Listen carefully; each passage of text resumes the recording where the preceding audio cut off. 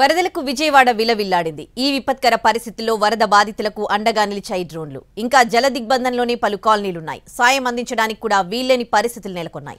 దీంతో బోట్లు, క్రేన్లు వెళ్లలేని ప్రాంతాలకు డ్రోన్లతో సాయం చేస్తున్నారు. ఆహారం, మంచినీరు డ్రోన్ల ద్వారా అందిస్తున్నారు.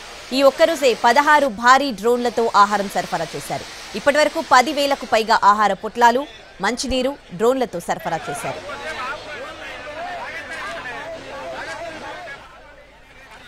దీనికి సంబంధించి పూర్తి డీటెయిల్స్ మా ప్రతినిధి పిఎంఆర్ చంద్రశేఖర్ లైవ్ లో అందిస్తారు. చంద్రశేఖర్,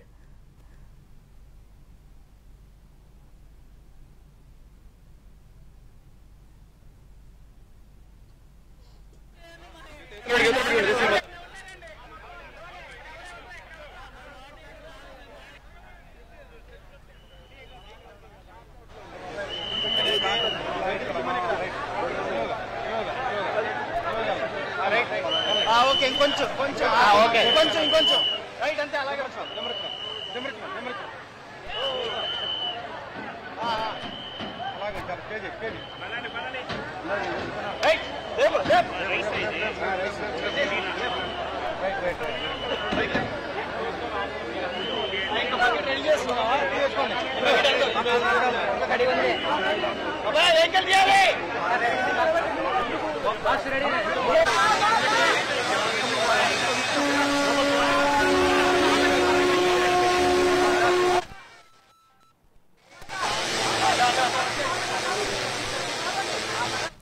ఇటీవల కురిసిన భారీ వర్షాలకు విజయవాడ విలవిల్లాడింది. ఈ విపత్కర పరిస్థితుల్లో వరద బాధితులకు అండగా నిలిచాయి డ్రోన్లు. చాలా కాలనీలు ఇంకా జల దిగ్బంధంలోనే ఉన్నాయి. సో వాళ్ళ దగ్గరికి వెళ్లలేని పరిస్థితి. ఈ నేపథ్యంలో ఇక్కడ డ్రోన్లు కీలక పాత్ర పోషిస్తున్నాయి. సాయం అందించడానికి కూడా వీల్లేని పరిస్థితుల్లో నెలకొన్న ఈ సమయంలో బోట్లు, క్రేన్లు వెళ్లలేని ప్రాంతాలకు డ్రోన్లతో సాయం చేస్తూ ఉన్నారు. దానికి సంబంధించిన దృశ్యాల్ని మనం చూస్తూ ఉన్నాం. ఇక ఇదే అంశానికి సంబంధించి పూర్తి డీటెయిల్స్ మా ప్రతినిధి పిఎంఆర్ చంద్రశేఖర్ లైవ్ లో అందిస్తారు. పిఎంఆర్. శ్రీ మొత్తంగా లోతట్టు ప్రాంతాల్లో ఉండేవారికి చివరి మనిషి ఎవరైతే ఉంటారో అతనికి కూడా ఖచ్చితంగా బాధితులు ఎవరైతే ఉంటారో వాళ్ళందరికీ ఆహారాన్ని సరఫరా చేసే అంశం మీద ప్రభుత్వం అయితే చాలా సీరియస్ గా ఉంది. సీఎం చంద్రబాబు అయితే నిరంతరం ఆహారాన్ని సరఫరా చేసే వ్యవహారం మీద చాలా కట్టుదిట్టంగా వ్యవహరిస్తున్న పరిస్థితి కనిపిస్తోంది. సో ఈ క్రమంలో డ్రోన్లను వినియోగించడం ద్వారా లాస్ట్ మైల్లో చివరి మనిషి ఎవరైతే ఉంటారో, చివరి బాధితులు ఎవరైతే ఉంటారో వాళ్ళందరికీ కూడా ఈ ఆహారాన్ని సరఫరా చేసే దిశగా అన్ని రకాల చర్యలు తీసుకోవాలని ఆదేశాలు జారీ చేసిన పరిస్థితి కనిపిస్తుంది. సో దీంట్లో భాగంగా డ్రోన్లను వినియోగించుకోవడానికి పూర్తి స్థాయిలో ప్రభుత్వం సంసిద్దమైంది. సో ఇప్పటికే 16 డ్రోన్లు క్షేత్రస్థాయిలో ఫీల్డ్లోకి వెళ్లి పూర్తిగా సేవలు అందిస్తున్న పరిస్థితి కనిపిస్తోంది. సో దీంట్లో భాగంగా ఇప్పటికే 10,000 ఫుడ్ ప్యాకెట్స్ కు పైగా అందజేసిన పరిస్థితి.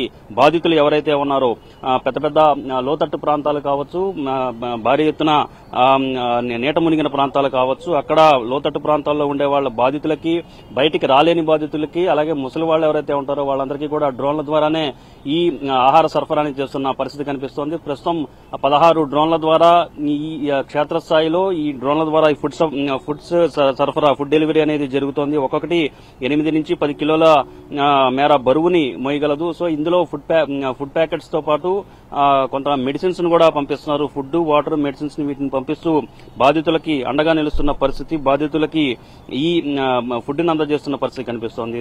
ఇప్పటికీ కూడా కొన్ని లోతట్టు ప్రాంతాలకి ఈ ఫుడ్ వెళ్లడం లేదన్న సమాచారం అందుకున్న సీఎం చంద్రబాబు నాయుడు డ్రోన్లను పూర్తి స్థాయిలో వినియోగించుకోవాలనుకున్నారు. సో ఈ క్రమంలో మొత్తం రాష్ట్రంలో ఏ కంపెనీలు ఉన్నాయో, డ్రోన్లకు సంబంధించిన కంపెనీలు ఏవైతే ఉన్నాయో వాళ్ళందరినీ కూడా పిలిపించడం, వాళ్ళని వీలైనంత మేరకు ఎన్ని డ్రోన్లను ఇక్కడ కేటాయించగలరన్న అంశానికి సంబంధించి తీసుకోవడంతో పాటుగా ప్రస్తుతం మనకు వస్తున్న సమాచారం మేరకు దాదాపు 4 సంస్థలకు సంబంధించిన డ్రోన్ సంస్థలు ఏదైతే ఉన్నాయో, కంపెనీలు ఏదైతే ఉన్నాయో వాళ్ళని పిలిపించారు. సో వాళ్లతో మరింతగా సేవలు అందించేందుకు, బాధితులకు సేవలు అందించేందుకు చర్యలు తీసుకుంటున్న పరిస్థితి కనిపిస్తోంది. డ్రోన్ కంపెనీకి సంబంధించిన ప్రతినిధులు ఉన్నారు. వాళ్ళని మొత్తం ఈ డ్రోన్ ద్వారా మీరు ఫుడ్ సరఫరా ఏ విధంగా చేయగలుగుతారు, ఎంత మేర కెపాసిటీతో ఇది తీసుకెళ్లగలదు?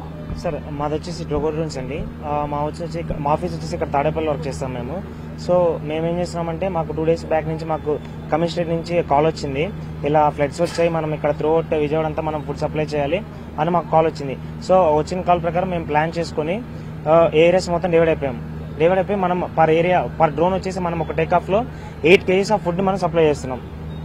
8 kgs ఆఫ్ ఫుడ్ మనం సప్లై చేస్తున్నాం. ఈచ్ అండ్ ఎవ్రీ బిల్డింగ్, అది బిల్డింగ్ ఎంత హైట్ అయినా ఉండి, ఈవెన్ అది 100 meters అని ఉండి 200 meters అని ఎంత హైట్ లో ఉన్నా మనం ఫుడ్ తీసుకెళ్లి వాళ్ళకి జనరేట్ చేస్తున్నాం. ఫుడ్ మీరు ఎన్ని డ్రోన్స్ ని ఇప్పటి వరకు మీరు ఫీల్డ్ చేశారు? మనం వచ్చేసి ఇప్పటి వరకు 10 drones, as of now 10 drones చేసాము. ప్లస్ ఇప్పుడు ఇంకో 10 drones యాడ్ చేస్తున్నాం. మొత్తం 20 drones ఫ్లై చేస్తున్నాం ఇప్పుడు మనం. మనతో చెప్పిన ఈ కంపెనీకి సంబంధించిన ప్రతినిధులే దాదాపు 20 డ్రోన్లని ఫీల్డ్ చేయడానికి తీసుకొస్తున్న పరిస్థితి కనిపిస్తోంది. సో మొత్తం మీద ఈ రకంగా డ్రోన్లను వినియోగించుకోవడం ద్వారా లాస్ట్ మైల్లో ఉన్న బాధితుడు ఎవరైతే ఉంటారో, లాస్ట్ మైల్లో ఉన్న వాళ్ళందరికీ కూడా పూర్తి స్థాయిలో ఈ ఆహారాన్ని ఆహారాన్ని సరఫరా చేసేందుకు పూర్తి స్థాయిలో చర్యలు తీసుకుంటున్న పరిస్థితి కనిపిస్తుంది. దీంతో పాటుగా డ్రోన్లే కాకుండా హెలికాప్టర్లు, చాపర్ల ద్వారా కూడా ఈ ఆహార సరఫరాని చేపట్టే దిశగా అన్ని చర్యలు ప్రభుత్వ యంత్రాంగం తీసుకుంటున్న పరిస్థితి కనిపిస్తుంది. మొత్తం 6 హెలికాప్టర్ల ద్వారా ఈ ఆహార సరఫరా చేస్తున్న పరిస్థితి కనిపిస్తుంది. ఈ విధంగా డ్రోన్లను ఎగరవేసి ఆహార సరఫరా చేయడం 1, 2 చాపర్ల ద్వారా ఆహారాన్ని సరఫరా చేయడం, 3 వీలైనంత వరకు బోట్లు ఎక్కడెక్కడికైతే వెళ్ళగలవో అక్కడ బోట్ల ద్వారా ఆహారాన్ని సరఫరా చేయడం. సో ఇటువంటి చర్యలు తీసుకుంటున్న పరిస్థితులు కనిపిస్తున్న నేపథ్యంలో లాస్ట్ మైల్ వరకు, అంటే కొద్దిసేపటి క్రితం సీఎం చంద్రబాబు నాయుడు కూడా చాలా స్పష్టంగా మాట్లాడారు. కొంతమంది అధికారులు కొంత నిర్లక్ష్యంగా వ్యవహరిస్తున్నారు, పెద్ద ఎత్తున నిర్లక్ష్యంగా వ్యవహరిస్తున్నారు. సో వాళ్ళ విషయంలో చాలా కఠినంగా వ్యవహరిస్తాను. కొన్ని సంఘటనలు జరుగుతున్నా వాటిని చూసి చూడనట్లుగా అధికారులు పోవడం ప్రభుత్వానికి చెడ్డ పేరు తీసుకొచ్చే విధంగా కొంతమంది అధికారులు వ్యవహరిస్తున్నారు.